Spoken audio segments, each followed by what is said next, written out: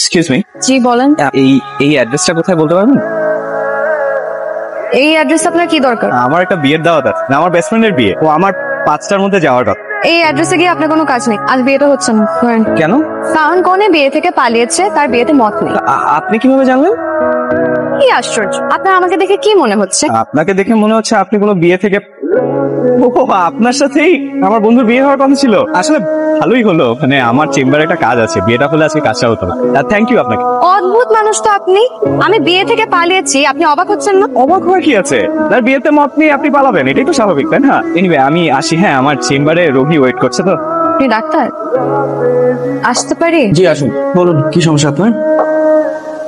ঠিক, কালকে আমার আপনার সাথে বিয়ে হওয়ার কথা ছিল, আপনি আমাকে মিথ্যা বললেন কেন? আপনার সাথে কথা বলতে ইচ্ছে হচ্ছে, তাই একটা ওষুধ বানিয়ে নিলাম আর কি। আর আমি যে বিয়ে থেকে পালিয়েছি, আপনার আমার উপর রাগ হয়নি? রাগ কেন হবে? উল্টা নিজের ইচ্ছার বিরুদ্ধে বিয়ে হলে সেটা খারাপ হতো।